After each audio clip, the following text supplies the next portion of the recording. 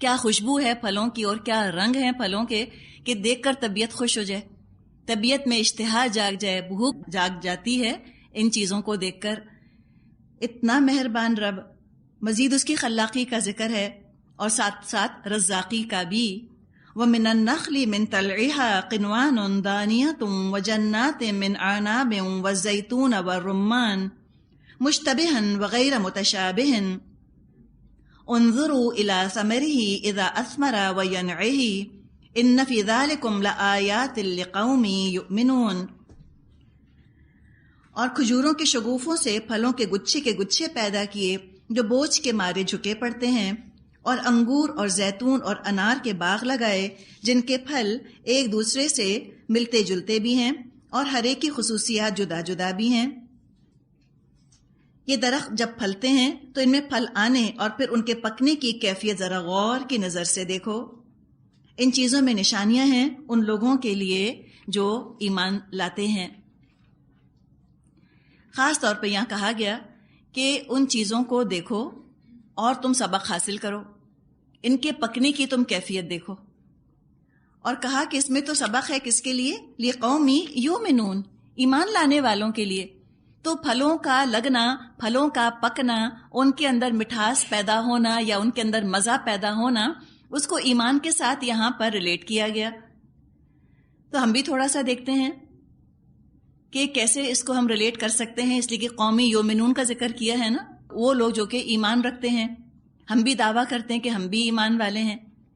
تو جس طرح پھل پکتا ہے اسی طرح ایمان کا بھی پھل پکتا ہے نا۔ ایمان کیسے پکتا ہے؟ جیسے درخت پانی جذب کرتے ہیں، اس کے بعد ان کے اندر سارا سنتھسس شروع ہوتا ہے، بالکل اسی طرح جب مومن وہی جذب کرتا ہے اپنے اندر، ایک محبت وجود میں آتی ہے، حب اور حب۔ حب کس کی محبت ہے؟ اللہ کی محبت۔ اس کا سمجھی کہ ایک حب کا حب، محبت کا بیج اس کے دل میں پڑ جاتا ہے، اور اس محبت کے بیج سے ایمان پھوٹتا ہے۔ جب بیج پھٹتا ہے ایک دم وہ درخت نہیں بن جاتا، ایک دم اس پر پھل نہیں لگ جاتے، جھٹ پٹ اس کا پھل پک نہیں جاتا۔ ہر چیز میں وقت درکار ہے، صبر کے ساتھ یہ مراحل طے ہوتے ہیں۔ پھل پہلے کچا ہوتا ہے، درجہ بدرجہ اس کے اندر ذائقہ پیدا ہوتا ہے۔ ایمان کا بالکل معاملہ یہی ہے۔ شروع میں جب ایمان کا کمزور سا پودا نکلتا ہے، اس کی بہت حفاظت کی ضرورت ہوتی ہے۔ اس کی حفاظت کرنی چاہیے، زیادہ ایکسپوز نہیں کرنا چاہیے لوگوں کے سامنے۔ اپنے نئے ایمان کا بہت تذکرہ لوگوں کے سامنے نہیں کرنا چاہیے۔ ہو سکتا ہے مخالفتوں کی آندھی چلے اور ایمان کا پودا آپ کا مرجھا کر رہ جائے۔ ابھی اپنے تک محدود رکھیے، پہلے ذرا اس کو پختہ کرنے کا انتظار کیجیے، تھوڑا صبر کیجیے۔ اس کے بعد یہ پودا تھوڑا بڑا ہوگا، اس پر عمل کا پھل لگے گا۔ جیسے آپ پھل کو دیکھیں، آج کل جیسے کیریاں لگ رہی ہیں نا، آم آنے والے ہیں۔ اب کیری آپ کھائیں، کیری کھا کر کوئی کہے کہ ہے اتنا بدمزہ پھل، ہم نے تو اتنی تعریف سنی ہے اس کی، کیا غلطی ہوئی؟ اس نے کچا کھا لیا نا۔ ہم بھی جب عمل پر آتے ہیں ہم کہتے ہیں لو اتنی ہم نے داستانیں سنی تھیں درس میں، اتنا مزہ آتا ہے ایمان میں، اتنا لطف آتا ہے، اتنا اطمینان ملتا ہے، اس نے تو زندگی ہماری تلخ کر دی، اس عمل نے تو۔ کیا وجہ ہوئی؟ کیا فرق ہوا؟ ایک آپ کو جو بتایا گیا تھا درس میں وہ تو پکا عمل بتایا گیا تھا، اور ابھی آپ کا عمل کچا ہے، ابھی تو شروع ہوا ہے، ابھی کیسے میٹھا ہوگا؟ ابھی تو کڑواہٹ ہوگی، کھٹاس ہوگی، تلخی ہوگی، مزہ اچھا نہیں لگے گا، لوگ اس عمل کو دیکھ کر منہ بنائیں گے، برا لگے گا، آپ کو بھی لگے گا کہ جیسے زندگی کے اندر سے مٹھاس کم ہو گئی ہے، رخصت ہو گئی ہے۔ تو پھل بھی تو پہلے کچا ہوتا ہے، تو ایسا ہی ہوتا ہے۔ اب کوئی سمجھے کہ اس کا مزہ اچھا نہیں ہوگا تو چلو رہنے دو، چھوڑ دو اس کو، بیکار ہوگا، یہ تو پکنے کے بعد بھی بیکار ہی رہے گا۔ تو سورج کی دھوپ اس سے روک لی اور پانی بھی اس سے روک لیا تو کیا ہوگا؟ وہ پھل بیچارہ ٹٹر کے رہ جائے گا، سٹنٹڈ گروتھ ہو جائے گی، ڈیولپمنٹ رک جائے گی اس کی، کچے کا کچا، کڑوے کا کڑوا، کھٹے کا کھٹا رہ جائے گا۔ بالکل نئے ایمان کے ساتھ بھی یہی ہوتا ہے، نئے ایمان کا ذائقہ ہمیں مزے کا نہیں لگ رہا ہوتا، تو گھبرا کر اگر اپنے آپ کو قرآن سے سنت سے ڈسکنیکٹ کر لیں گے تو کڑوے کا کڑوا ہی رہ جائے گا، نہیں مٹھاس آئے گی اس کے اندر۔ لیکن یاد رکھیں یہ ابھی پہلا سٹیج ہے. جیسے پھل پکنے میں وقت لگتا ہے، اسی طرح نیکی کا پھل پکنے میں بھی وقت لگتا ہے. جلد بازی اچھی نہیں. پوری نرشمنٹ اس کو دیں، پوری طرح اس کو قرآن اور حدیث کی دھوپ لگنے دیں، قرآن کی بارش برسنے دیں اس کے اوپر. پھر انشاءاللہ دیکھیے گا اس میں مزہ اور ذائقہ پیدا ہوگا. اب یہاں جو ہم نے پھلوں کی قسمیں پڑھی ہیں، یہ سب سن رائپ فروٹس ہیں نا، جو سورج کی دھوپ میں پکتے ہیں. ان کے پکنے کے لیے روشنی کی اور دھوپ کی ضرورت ہوتی ہے. بالکل اسی طرح ایمان کے سنتھسس کے لیے قرآن کا نور چاہیے ہوتا ہے. جتنے بھی پھل ہیں جو یہاں بیان کیے گئے ہیں، یہ سارے کے سارے پھل میٹھے نہیں ہیں. زیتون میٹھا نہیں ہوتا نا، اولیو تو میٹھا نہیں ہوتا، انگور میٹھا ہوتا ہے. تو یہاں جو ذکر کیا گیا پھلوں کا، کچھ میٹھے ہیں، کچھ نمکین ہیں، اور کچھ کھٹے میٹھے ہیں. انار کیسا ہوتا ہے؟ کھٹا میٹھا ہوتا ہے. بالکل اگر ایمان کو آپ سمجھیں کہ ایمان بھی ہر وقت میٹھا نہیں ہوتا،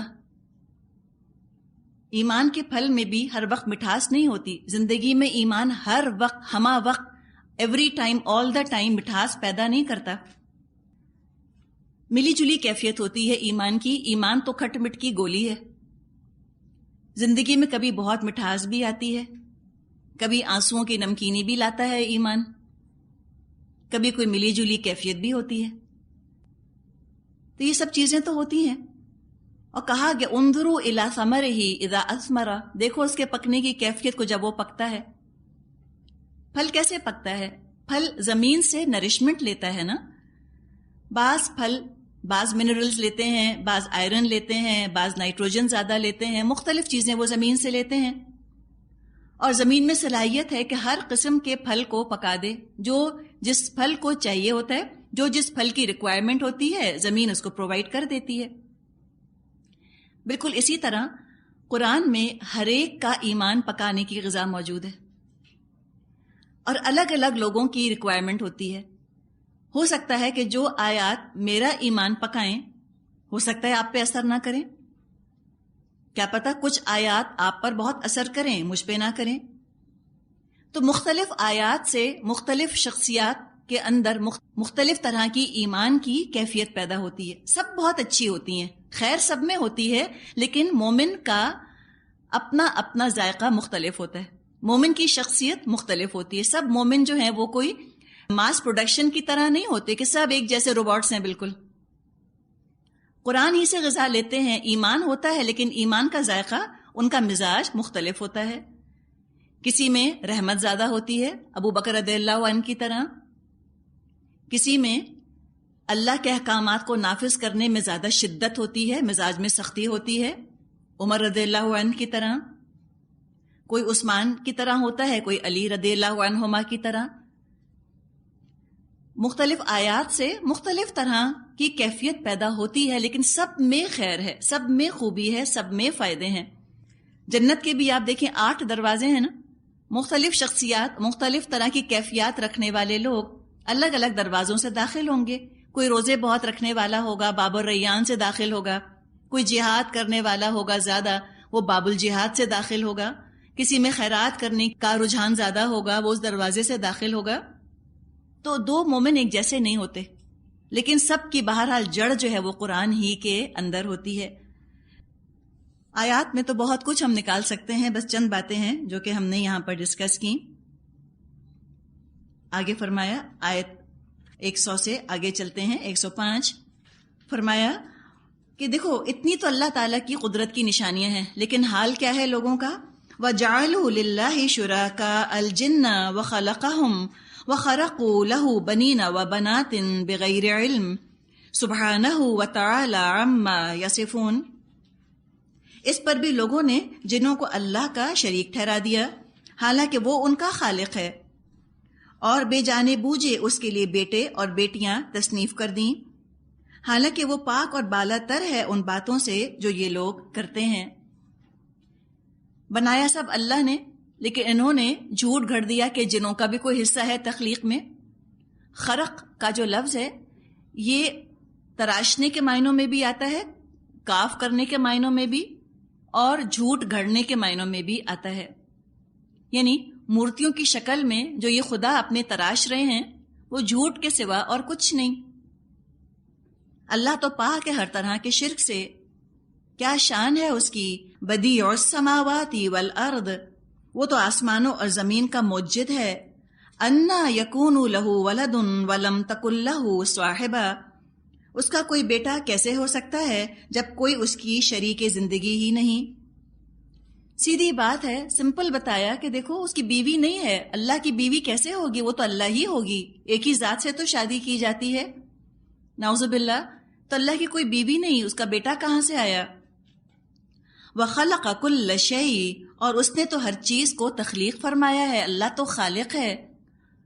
مخلوق میں اور خالق میں بہت فرق ہے، چونکہ انسانوں کی ضرورت ہے، انسانوں کی مجبوری ہے شادی بیاہ کا تعلق رکھنا، اور اولاد کی خواہش ہوتی ہے انسانوں میں، تو جب انسانوں نے اپنی طرف سے اللہ کا تصور تراشا تو ساری انسانی کمزوریاں مجبوریاں اللہ کی ذات کے ساتھ وابستہ کر دیں۔ فرمایا اس نے تو ہر چیز کو تخلیق فرمایا ہے، وَهُوَ بِكُلِّ شَيْءٍ عَلِيمٌ، اور وہ تو ہر چیز کا علم رکھتا ہے۔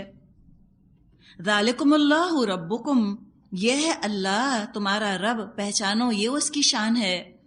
لا الہ الا ہو، نہیں کوئی معبود سوائے اس کے۔ خالق کل شیء فاعبدوہ، وہ ہر چیز کا خالق ہے تو لہذا تم اسی کی بندگی کرو۔ یعنی تم کیوں بلا وجہ اپنے لیے معبود بنا کے اور ان کی غلامی کا ایک وبال اور ان کی غلامی کا ایک طوق اپنے گلوں میں ڈالتے ہو؟ کیوں اتنے ساروں کے تم غلام بنتے ہو؟ بس ایک اللہ کے غلام بنو، اس کے بندے بنو، کافی ہے۔ عبودیت ہی میں تو حریت ہے۔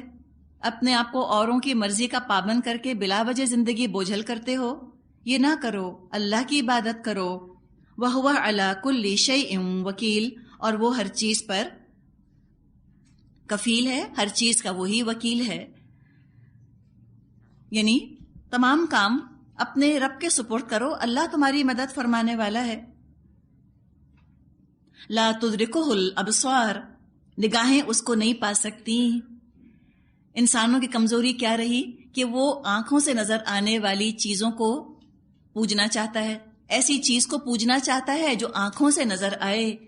لیکن یہی تو امتحان ہے۔ فرمایا نہیں، تمہارا رب اس کائنات کا حصہ نہیں ہے، اللہ اس مٹیریل کا نہیں ہے، اس کو نگاہیں پا نہیں سکتی، اس کو تم نظروں سے نہیں دیکھ سکتے، غیر محسوس ہے، لطیف ہے، وہ تو محسوس کیا جانے والا ہے، اس کو تو دل محسوس کرتے ہیں، نظروں سے دیکھا جانے والا نہیں ہے۔ اللہ کو پانے کے لیے بصارت نہیں، بصیرت چاہیے۔ بڑے بڑے آنکھوں والے ہوتے ہیں، 6x6 ان کی آنکھیں ہوتی ہیں، اللہ کو نہیں پہچانتے، اور آنکھوں کے اندھے ہو سکتے ہیں ام مکتوم رضی اللہ عنہ کی طرح، لیکن دل ان کے روشن تھے، اجلے تھے، باطنی بصیرت ان کے اندر تھی، انہوں نے دل کی آنکھ سے اپنے رب کو پا لیا۔ تو نگاہیں اس کو نہیں پا سکتی۔ وَهُوَ يُدْرِكُ الْأَبْصَارَ، اور اللہ کا کیا حال ہے کہ وہ تو تمہاری نگاہوں کو بھی پا لیتا ہے۔ تم نے کیا چیز دیکھی، کہاں دیکھی، کس نیت سے کیا چیز دیکھ رہے ہو، ہر چیز کو اللہ دیکھ لیتا ہے، وہ پا لیتا ہے، تمہاری نگاہوں کو بھی، نگاہوں کی خیانت بھی اللہ کو پتہ چل جاتی ہے۔ کتنی خوبصورت بات ہے نا۔ یہ نہیں فرمایا کہ وہ تمہیں دیکھ رہا ہے، فرمایا وہ تمہاری آنکھوں کو بھی دیکھ لیتا ہے، پا لیتا ہے، ایسا تم پر چھایا ہوا ہے کہ تمہاری نیتوں کے حال سے بھی واقف ہے۔ وَهُوَ اللَّطِيفُ الْخَبِيرُ، وہ نہایت باریک بین ہے اور باخبر ہے۔ قَدْ جَاءَكُمْ بَصَائِرُ مِن رَبِّكُمْ، دیکھو تمہارے پاس تمہارے رب کی طرف سے بصیرت کی روشنیاں آ گئی ہیں۔ کتنی پیاری بات ہے نا۔ اللہ کو پانا چاہتے ہو، اللہ کو محسوس کرنا چاہتے ہو، یہ بصیرت ہے نا قرآن کے اندر۔ بصائر آت ہو گئے، قرآن کا نور نازل ہو گیا، قرآن کے نور میں اپنے رب کو پالو۔ فمن ابصر فلنفسہ، اب جو بینائی سے کام لے گا اپنا ہی بھلا کرے گا۔ ومن عمی فعلیہا، اور جو اندھا بنے گا خود نقصان اٹھائے گا۔ وما انا علیکم بحفیظ، میں تم پر کوئی پاسباں نہیں ہوں۔ کسی نے شعر کہا ہے نا کہ تو دل میں آتا ہے سمجھ میں نہیں آتا، بس جان گیا میں تیری پہچان یہی ہے۔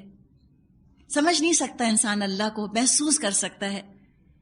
حدیث قدسی ہے کچھ لوگ کہتے ہیں اس کی سند درست نہیں ہے، لیکن بہرحال بات بہت پیاری ہے کہ اللہ تعالیٰ نے فرمایا کہ میں نہ سما سکا آسمانوں میں اور نہ زمین میں، مگر اپنے مومن بندے کے دل میں سما جاتا ہوں۔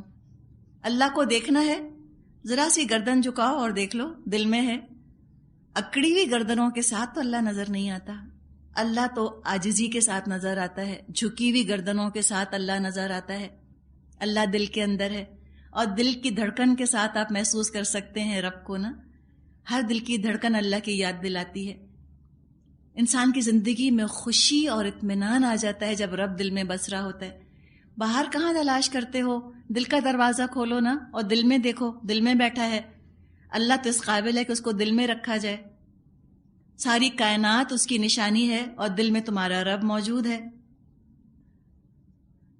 تو فرمایا کہ جو دیکھے گا فمن ابصر فلنفسہ، جو بینائی سے کام لے گا اپنے بھلے کے لیے، ومن عمی فعلیہا، اور جو اندھا بنے گا خود نقصان اٹھائے گا، وما انا علیکم بحفیظ، میں تم پر کوئی پاسبان نہیں ہوں۔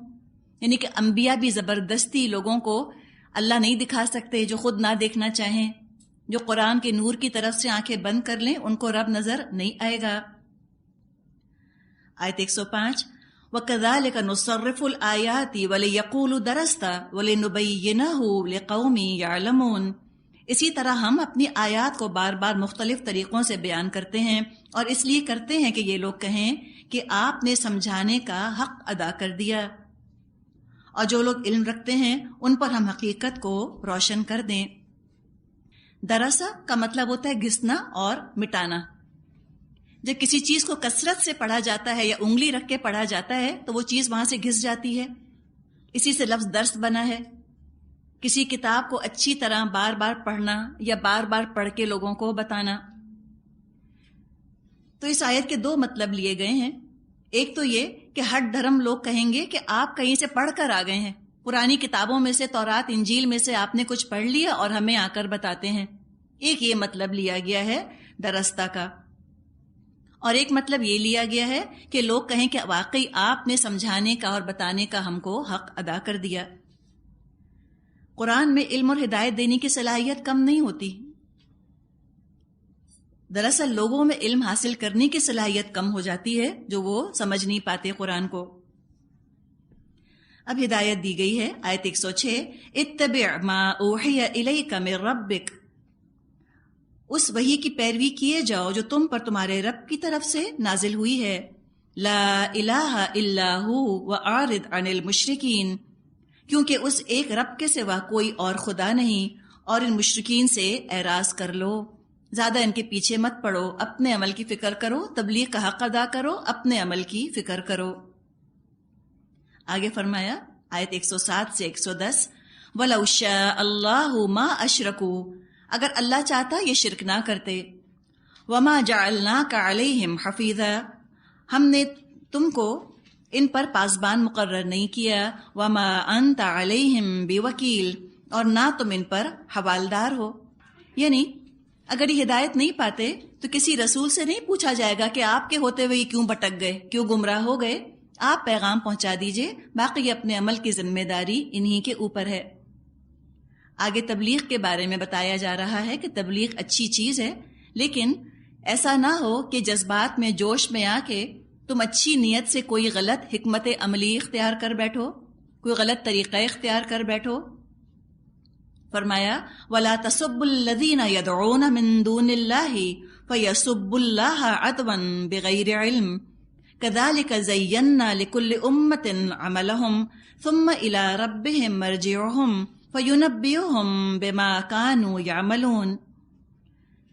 یہ لوگ اللہ کے سوا جن کو پکارتے ہیں انہیں گالیاں نہ دو، کہیں ایسا نہ ہو یہ شرک سے آگے بڑھ کر جہالت کی بنا پر اللہ کو گالیاں دینے لگیں۔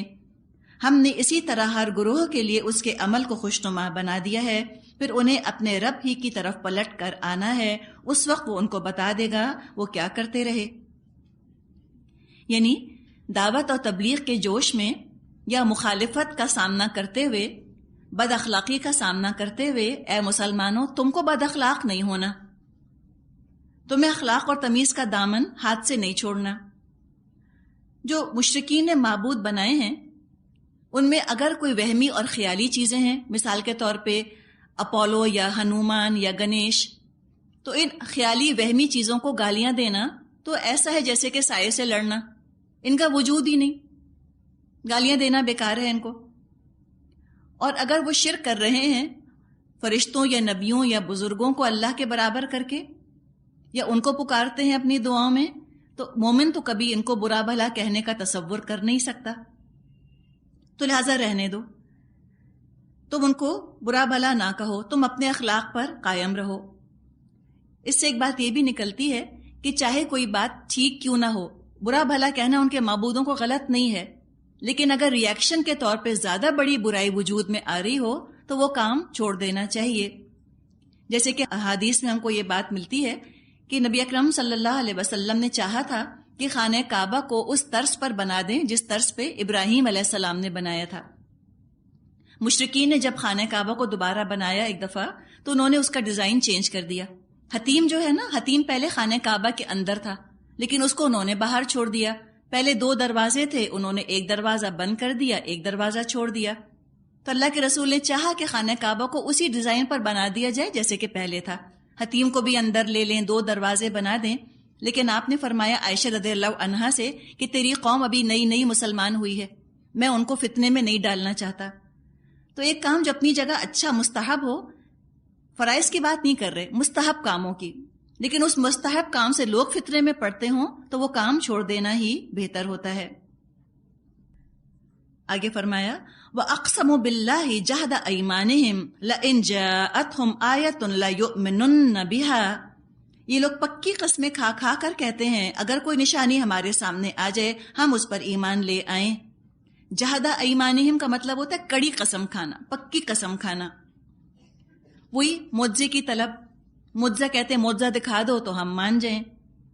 قل فرما دیجئے انما الآیات عند اللہ، بے شک نشانیاں تو اللہ کے پاس ہیں، یعنی کسی نبی کو یہ اختیار نہیں کہ اپنی طرف سے اپنی مرضی سے کوئی معجزہ دکھا دے، اللہ دکھاتا ہے تو اللہ کی مرضی ہوتی ہے۔ وما یشعرکم انہا جاءت لا یؤمنون، اور تمہیں کیسے سمجھایا جائے کہ اگر نشانیاں آ بھی جائیں تو یہ ایمان لانے والے نہیں ہیں۔ یہ تسلی دے دی گئی نبی اکرم صلی اللہ علیہ وسلم کو کہ اے نبی آپ ہلکان مت ہوئیے، یہ کچھ بھی دیکھ لیں، انہوں نے فیصلہ کر لیا کہ ہمیں ماننا نہیں، کوئی نشانی یہ دیکھ لیں ایمان نہیں لائیں گے، ان کے لیے معجزہ نہ آنا ہی بہتر ہے۔ معجزہ دیکھ کے بھی اگر یہ انکار کریں گے ان کو پہ مہلت نہیں دی جائے گی، اللہ کی رحمت ہے کہ اللہ ان کو معجزہ نہیں دکھا رہا۔ وَنُقَلِّبُ أَفْئِدَتَهُمْ وَأَبْصَارَهُمْ كَمَا لَمْ يُؤْمِنُوا بِهِ أَوَّلَ مَرَّةٍ وَنَذَرُهُمْ فِي طُغْيَانِهِمْ يَعْمَهُونَ، ہم اسی طرح ان کے دلوں اور نگاہوں کو پھیر رہے ہیں جس طرح یہ پہلی مرتبہ اس پر ایمان نہیں لائے تھے، ہم انہیں ان کی سرکشی ہی میں بھٹکنے کے لیے چھوڑے دیتے ہیں۔